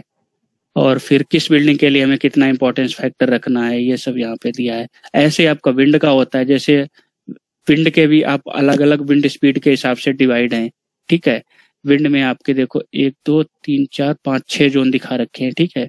तो ये आप कोड से भी देख सकते हैं, या आपके विंड कोड में भी जैसे जोन फैक्टर वाली टेबल उधर सिस्मिक के कोड में बनी थी, वैसे इसमें टेबल बनी होती है, ठीक है। तो आप उससे विंड भी दे सकते हैं। फिर इधर आपकी विंड स्पीड आप क्या कंसीडर करेंगे, आप उसके लिए रिस्क कोएफिशिएंट क्या लेंगे, आप टोपोग्राफी फैक्टर क्या रहेगा, मतलब हिली टेरेन है या आप फ्लैट टेरेन है, तो उस हिसाब से आप सब कुछ डिसाइड करेंगे। फिर हम विंड प्रेशर कैसे निकालेंगे, डिजाइन विंड स्पीड कैसे निकालेंगे, फिर हम टेम्परेचर लोड कैसे कैलकुलेट करेंगे। ये देखो एक्सपेंशन जॉइंट की रिक्वायरमेंट आ गई। हम 45 मीटर तक अगर है तो 45 मीटर या उससे ज़्यादा है तो उसके बाद हम एक्सपेंशन जॉइंट देंगे, ठीक है। फिर एनालिसिस और डिजाइन के लिए हम कौन सा अपना ई टाइप यूज करेंगे, कौन सा हम सेफ यूज करेंगे, कौन सा वर्जन होगा उसका, कौन सा सॉफ्टवेयर होगा, ये सारा रहता है। फिर हम सर्विसिबिलिटी के लिए कौन कौन से लोड कॉम्बिनेशन यूज करेंगे, फिर हम डिजाइन के लिए कौन कौन से लोड कॉम्बिनेशन यूज करेंगे, ठीक। फिर EQ का मतलब क्या, EQY का मतलब क्या, यहाँ तो हमने शॉर्ट फॉर्म में लिख दिया, इसका मतलब भी क्या है, ये सब हम इधर दे देते हैं, ठीक है। फिर हमारा इधर जो भी हमारे इम्पोज्ड लोड होते हैं वो हम 875 पार्ट 2 से देखते हैं, वहाँ ये भी टेबल आगे बने होंगे देखना, ठीक है। फिर हमारी सॉइल रिपोर्ट, यहाँ पे हम फाउंडेशन रिकमेंडेशन जो भी हमारी सॉइल रिपोर्ट आती है, ठीक है, वो हम यहाँ पे लगाते हैं। फिर हम देखते हैं हमारा कितनी डेप्थ पे हमारी कितनी सॉइल SBC आ रही है, फिर उस SBC के लिए हम अपनी फाउंडेशन डिजाइन करते हैं, देखो यहाँ पे एसवीसी दी, यहाँ पे सेटलमेंट दिया है, सॉइल रिपोर्ट में बस यही दिया रहता है इसी टाइप से। मतलब डिटेल में बहुत कुछ दिया रहता है आप जब पढ़ेंगे सॉइल रिपोर्ट, बट अपने स्ट्रक्चर के काम की चीजें बस यही होती हैं। एक तो आपकी डेंसिटी हो गई सॉइल की, उस पर क्योंकि आपकी फाउंडेशन अगर 3 मीटर नीचे कास्ट हो रही है तो, और आप बेसमेंट नहीं बना रहे हैं, तो आप उसको सॉइल रिफिल भी करेंगे उसके ऊपर, तो आपको सॉइल का वेट डालना होता है उसके ऊपर, तो इसीलिए हमें डेंसिटी जरूरत पड़ती है सॉइल की। और फिर हमें सेटलमेंट कितना अलाउ कर रहा है सॉइल रिपोर्ट। और यहाँ पे एक बात ये ध्यान रखने वाली होती है, सपोज अगर हमारा कोड कह रहा है कि हम आइसोलेटेड फाउंडेशन में 50 mm का मैक्सिमम सेटलमेंट अलाउबल है, प्लस दूसरी बात अगर सॉइल रिपोर्ट में वो आया कि हम यहाँ पे 40 mm का ही दे सकते हैं, तो फिर हम 40 mm से ऊपर नहीं जा सकते, तो फिर हम 40 mm के लिए ही डिजाइन करेंगे। ठीक है, 40 mm से कम ही हमारा सेटलमेंट होना चाहिए। और अगर नहीं दिया है तो फिर हम कोड में जो दिया है वो हम अपना मानेंगे। ठीक सर, सेटलमेंट मीन्स आपका डिफ्लेक्शन, फाउंडेशन में जो डिफ्लेक्शन होता है वो होता है। ठीक है, नहीं समझ में आया? जी सर। नहीं आया? आया? आगे हो गया सर। आ गया, ठीक है। फिर आपका अगर वहाँ पे पाइल यूज हो रहा है तो पाइल का क्या स्पेसिफिकेशन, कितने डाया, कितनी डेप्थ, ये सब दिया होता है। ठीक है, और फिर फाउंडेशन रिकमेंडेशन वगैरह होती हैं, फिर हम ये इधर सॉफ्टवेयर में डाल दिए। फिर हम कितना परसेंटेज यूज करेंगे रेनफोर्समेंट का, वो सब इधर आईएस कोड के नाम डाल देते हैं। कहीं कहीं पे डिटेल में भी लिखते हैं कि बीम में इतना परसेंटेज यूज करेंगे, मैक्सिमम कॉलम में इतना, स्लैब में इतना, ये सब लिखते हैं। ठीक है, और फिर कॉलम बीम जंक्शन को हम चेक कैसे करते हैं वो सब आगे डिटेल में पढ़ेंगे। फिर हम डिफ्लेक्शन पे आ जाते हैं, हमें क्या क्या डिफ्लेक्शन लेंगे हम, ड्रिफ्ट हमारी कितनी होनी चाहिए, या हमारा हॉरिजॉन्टल डिफ्लेक्शन कितना होना चाहिए, वर्टिकल डिफ्लेक्शन कितना होना चाहिए, श्रिंकेज के लिए कितना होना चाहिए, क्रीप के लिए कितना होना चाहिए, वो सब हम यहाँ पे अपना पहले ही डिसाइड कर लेते हैं। ठीक है, एज पर कोड। और अगर वहाँ कुछ ऐसा रिस्ट्रिक्शन है कि यहाँ इससे ज्यादा नहीं जा सकते हो तो फिर वो वाला यूज करते हैं। ठीक है, फिर हम डायनेमिक एनालिसिस के लिए क्या क्या अपने फैक्टर यूज करते हैं वो जब आप डिटेल में पढ़ेंगे तो करेंगे। ठीक है, फिर हमारा लास्ट में आ जाता है बस क्रैक विड्थ के लिए। अगर हम वाटर टैंक वगैरह ले रहे हैं तो क्रैक विड्थ 0.2 mm से ज्यादा नहीं होनी चाहिए, जो हमारा आईएस कोड बोलता है। फिर कंक्रीट ग्रेड हम कितना लेंगे वाटर टैंक के लिए, ये सब इधर मेंशन कर देंगे। ठीक है, और फिर इसके बाद हमने क्या क्या रेफरेंस लिए, बस ये सब करने के बाद इतना लेट तो नहीं हो रहा किसी को, बोरिंग तो नहीं लग रहा किसी को? नहीं सर लग रहा हो बोले ही जा रहे हैं। नहीं हम लोग समझ रहे हैं, सुन रहे हैं ना। नहीं सर नया पढ़ने को मिल रहा है एकदम अलग सर। हाँ, ये प्रोजेक्ट कैसे लेके कैसे डिलीवर करते हैं हम वहां तक आपको पहुंचाएंगे। ठीक है, और अगर आप किसी कंपनी में ज्वाइन भी करेंगे तो एकदम आप फुल स्पीड में आ जाएंगे, ऐसा वाला बना देंगे। ठीक है, लेकिन उसके लिए आपको भी जो भी टास्क दिए जाएंगे वो आपको पूरे करने होंगे, मेहनत करनी पड़ेगी थोड़ी। जी सर। प्लस मजा आपको बहुत आने वाला है। आप जिस लेवल का सोच रहे थे कि हम सीख जाएंगे तो हमें नौकरी मिल जाएगी, आप उससे कहीं अच्छा इंजीनियर बन जाएंगे। सर इसमें मतलब अपन के इंटरव्यू लेवल की भी सर थोड़ी तैयारी हो जाएगी। हाँ, इंटरव्यू की आकाश सर आपके सेशंस लेंगे, वो आपको इंटरव्यू की तैयारी कराएंगे। मैं आपको कोर पढ़ाऊंगा।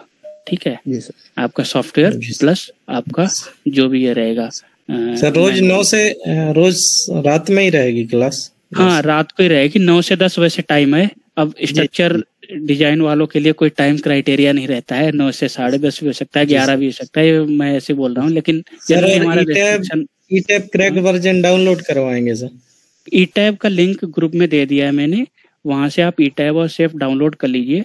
उसके बाद आकाश सर हो सकता है आज रात को या कल सुबह तक आपको लिंक, वो एक वीडियो बना के शेयर कर देंगे ग्रुप पे, उसकी लिंक दे देंगे, उससे आपको पता लग जाएगा कैसे आपको इंस्टॉल करना है। ठीक है, वो वीडियो आप देख के, मैं शायद लास्ट में जुड़ा ग्रुप से, तो एक बार फिर से लिंक शेयर कर दीजिए सर। ठीक है, हम रिशेयर कर देंगे अभी, उसकी कोई दिक्कत नहीं। और तब तक के लिए मैं आपको ये डीवीआर दे रहा हूँ। ठीक है, ये आप डीवीआर डिटेल में पढ़िए क्या क्या होता है। ठीक है, क्योंकि प्रोजेक्ट स्टार्ट ही यहीं से होता है।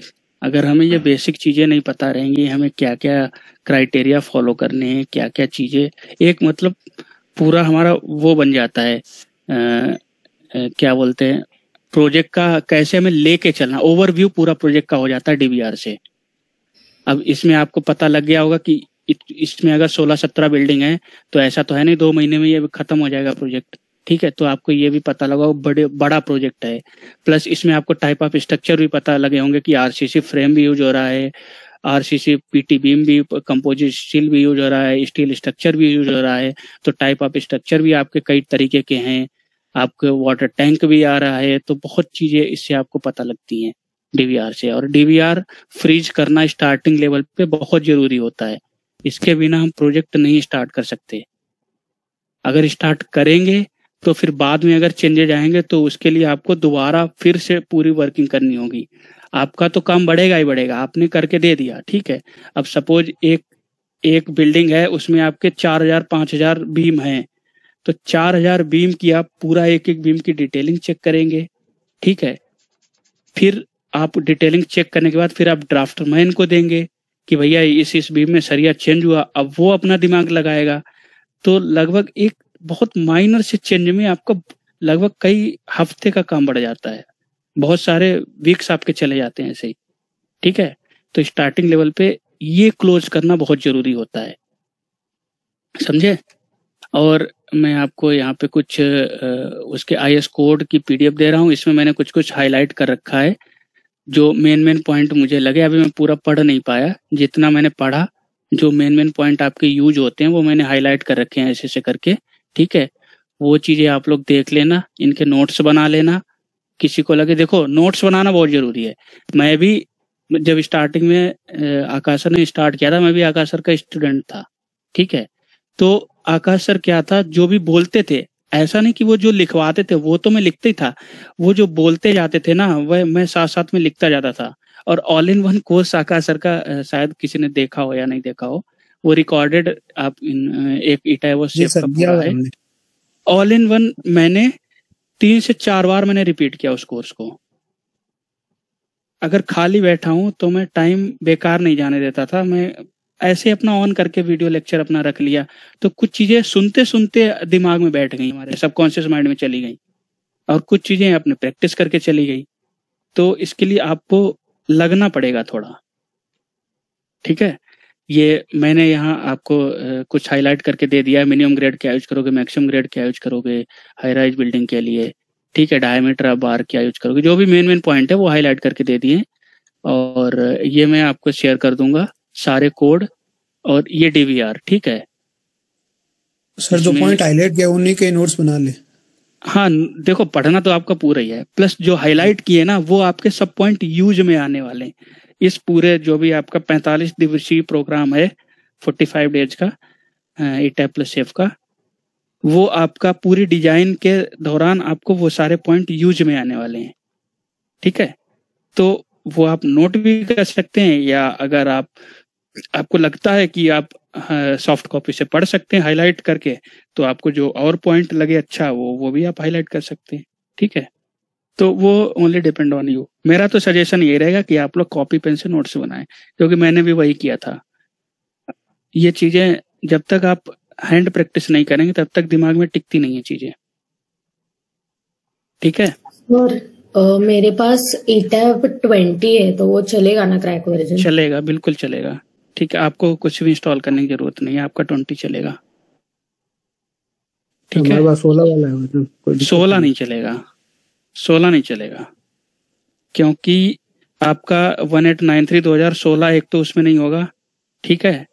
और प्लस उसमें डायनेमिक, हाँ 1893 है 16 में, 1893 2016 वाला कोड नहीं होगा, 2002 वाला होगा उसमें आपका, वो ओल्ड कोड पे डिजाइन है 16 में। हाँ 16 में 2002 वाला कोड है बस। हाँ 2 ही होगा, क्योंकि 16 में नया कोड आ गया ना अर्थक्वेक का, तो वो पुराने कोड पे डिजाइन करेगा, फिर आपके रिजल्ट्स नहीं मैच करेंगे। तो बेहतर यही है कि आप 2000 कम एटलीस्ट 18 तो हुई, 18 से ऊपर आप कोई भी कर सकते हैं। और सेफ भी मतलब 20 वाला हो। सेफ का कोई जरूरत नहीं। सेफ देखो क्या है, सेफ का अलग अलग कंपनियों का रहता है। अभी तक जो एफिशिएंट रिजल्ट माना जाता है कंपनी में, वो सेफ 2012 का माना जाता है। तो हम लोग जो फाउंडेशन वगैरह डिजाइन करके, या हमारा जो रेलवे में अप्रूवल होता है, या जो पीडब्ल्यूडी अथॉरिटी या कोई गवर्नमेंट बिल्डिंग बनती है, वो सारे सेफ 2012 के ही रिजल्ट को एफिशिएंट मानते हैं। 2020 वाला या 2023 वाला 24 वाला, ये उनके कंपेरिजन में उतना एफिशिएंट रिजल्ट नहीं देते हैं। ठीक है, तो सेफ हम 2012 पे ही काम करेंगे। ऐसा नहीं है कि आप 2012 सीखने के बाद आप 2020 में काम नहीं कर पाएंगे, इजीली कर लेंगे। 16 वाला चलेगा क्या? सिर्फ 16? हाँ 16 भी चल जाएगा एक बार को, क्योंकि 12 और 16 का लगभग सेम है। 12 16 दोनों चल जाएंगे, 12 और 16 दोनों चल जाएंगे आपके। ओके ठीक है, तो आज के लिए हम लोग यहीं पे अब एंड करते हैं। और किसी का भी कोई क्वेश्चन, किसी से भी रिलेटेड कुछ पॉइंट समझ ना आया हो, कुछ ऐसा लगा हो कि ओवर जा रहा है दिमाग से, या किसी को लग रहा हो नहीं कुछ टेक्निक चेंज करनी चाहिए, ऐसे नहीं हमें समझ में आता है कुछ और टेक्निक, तो सर मेरे फाउंडेशन के लिए अपन सेफ यूज कर रहे हैं, तो स्टेट फाउंडेशन भी सर है, तो दोनों में मतलब क्या डिफरेंस है? देखिए हम सीख रहे हैं ईटैब। ठीक है, ईटैब है CSI कंपनी का सॉफ्टवेयर। ठीक है, और सेफ भी CSI का है। तो जैसे आप स्टैड है बेंटली का और स्टैड फाउंडेशन भी बेंटली का है, तो जैसे आप स्टैड में एनालाइज करके स्टैड फाउंडेशन में ले जाएंगे तो वो दोनों एक ही कंपनी के सॉफ्टवेयर हैं, वो इजीली उसमें इंपोर्ट हो जाएगा। ठीक है, अब आपकी ईटैब की फाइल स्टैड फाउंडेशन में तो नहीं जाएगी ना। जी सर। और प्लस आपका जो सबसे सिंपल सॉफ्टवेयर फाउंडेशन का है वो सेफ ही माना गया है, और सेफ में आप किसी भी टाइप की फाउंडेशन कर सकते हैं। हाँ, उसमें सर फाउंडेशन नहीं होती। सब कुछ विद डिटेल आपको सिखाएंगे, विद डिटेलिंग भी बताएंगे आपको मैट फाउंडेशन की, कैसे कैसे आप कितनी कितनी लेयर, आपका 25-25 30-30 लेयर आप सरिया डालेंगे, ऐसे चुटकियों में आप सरिया डालेंगे मैट फाउंडेशन में। मैट फाउंडेशन में मेन डिटेलिंग ही होती है। ठीक है, उसकी डिटेलिंग आपको सिखाएंगे अच्छे से। ठीक है, ठीक, कोई प्रॉब्लम नहीं होने वाली, वो जब हम फाउंडेशन के पार्ट पे आएंगे तब सिखाएंगे। ठीक है, तो होप सो कल तक आपका सॉफ्टवेयर का इशू मेरे हिसाब से खत्म हो जाएगा, आप सबके पास सारे सॉफ्टवेयर आ जाएंगे।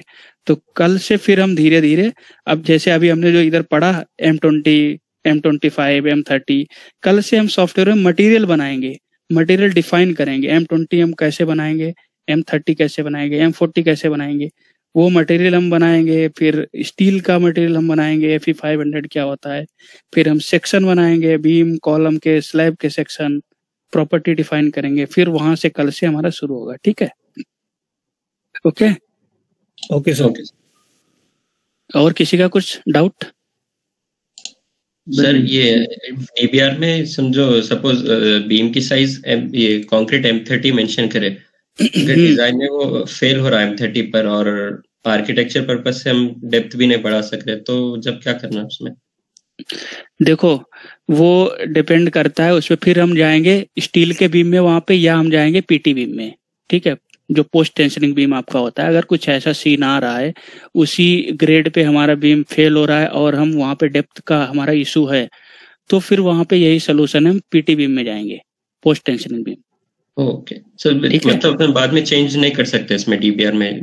देखो अगर आर्किटेक्ट अलाउ करता है, वो हमें बात करनी पड़ेगी, एक मीटिंग करनी पड़ेगी उसके रिगार्डिंग। अगर वो अलाउ करता है, वो फ्लोर की हाइट इंक्रीज कर सकता है, तो हमें कोई दिक्कत नहीं, फिर तो हम बीम की डेप्थ बढ़ा देंगे। ठीक है, अगर वहां पे कहीं कहीं पे जैसे ये जनरली इशू आता है, आपके जो पावर प्लांट वगैरह बनते हैं उनमें क्या होता है, जो आपकी मशीनरी वगैरह रहती है उनकी हाइट होती है, तो उससे ज्यादा उनको हाइट नहीं चाहिए होती है। तो या कुछ ऐसा मतलब बहुत क्रिटिकल स्ट्रक्चर जो होते हैं, तो उनमें आप डेप्थ नहीं बढ़ा सकते, तो फिर उनके लिए आपको इसी में जाना पड़ेगा, और कोई ऑप्शन इसका नहीं है। या तो स्टील में जाइए, फिर आप पूरा उसको स्टील का कर दीजिए, नहीं तो फिर आपको PT बीम लगाइए। ठीक है, M30 की जगह M35 पर चेक कर रहे हैं उसमें। हाँ वो बात करेंगे ना, वो तो हम बात करेंगे उससे। वो तो आपने स्टार्टिंग में बोला ना कि हम M35 नहीं कर सकते, उसके लिए मैंने ये सोल्यूशन बताया। अगर हम कर सकते तो वेल एंड गुड है ना जी। वो उसके लिए देखो, अगर कोई भी एक भी प्रॉब्लम आता है ना, तो फिर उसके लिए पूरी मीटिंग की जाती है। अब मीटिंग में हर कोई रहेगा, आर्किटेक्ट भी रहेगा, स्ट्रक्चरल कंसल्टेंट भी रहेगा, और जो भी रहेंगे सब रहेंगे। ठीक है, ओके सर, थैंक यू। ठीक है, तो यहीं पे आज स्टॉप करते हैं, कल से फिर स्टार्ट करेंगे, और कल तक आपका सबका सॉफ्टवेयर आ जाएगा। ठीक है, okay, thank you, good night. Thank you sir.